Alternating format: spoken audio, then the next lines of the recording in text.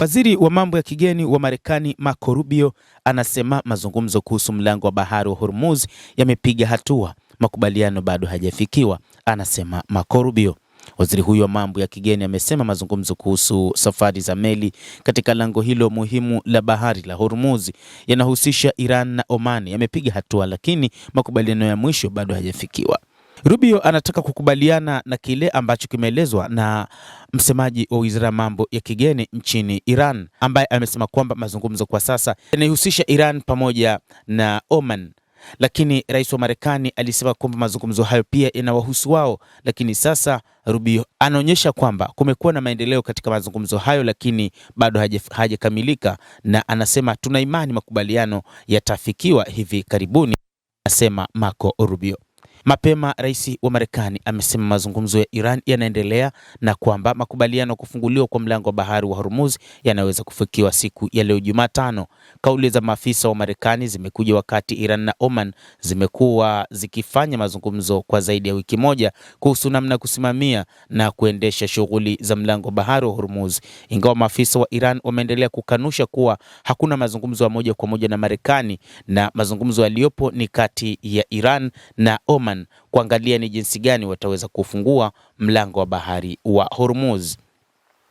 Hata hivyo, waziri wa fedha wa Marekani Bwana Scott Bessent alisema makubaliano kati ya Marekani na Iran kuhusu kufungua mlango huo pengine anaweza kufikiwa siku ya leo, na amezungumza kupitia shirika la habari la CNBC. Bessent anasema kufunguliwa kwa mlango wa Hormuz kutasaidia kushusha bei za nishati duniani, na anaeleza zaidi kwamba wanaendelea na mazungumzo na wa Iran, na anaamini kuna uwezekano kwamba siku ya jana ama siku ya leo kunaweza kukawa na makubaliano fulani ya kufunguliwa kwa lango la bahari la Hormuz na kurejea katika hali ya kawaida kabla ya mzozo. Kauli ya waziri huyo imekuja wakati Iran na Oman zimekuwa zikiendelea na mazungumzo hayo kwa zaidi ya wiki moja kuhusu namna kusimamia lango la bahari la Hormuz, ingawa maafisa wa Iran wamesema kwamba mazungumzo hayo hayawahusu wa Marekani.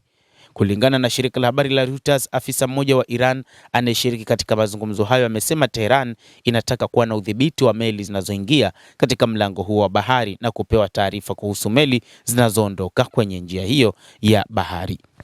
Mtazamaji wa The World News, hayo ndio tulikuwa nayo. Ni wakati huu ambapo kumekuwa na mazungumzo yanayoendelea kati ya Oman pamoja na Iran kuhusu lango la bahari la Hormuz, na wakati huu inaelezwa hata bei ya mafuta inaanza kupungua kadri siku zinavyozidi kwenda tangu kusitishwa kwa mapigano katika siku za hivi karibuni, ambapo inaelezwa gharama ya pipa la mafuta ghafi ya Brent katika kipimo cha kimataifa cha bei ya mafuta imeshuka kwa karibu 5% hadi chini ya dola 80 kutokana na habari kwamba kuna uwezekano wa kufunguliwa kwa lango hilo la bahari la Hormuz.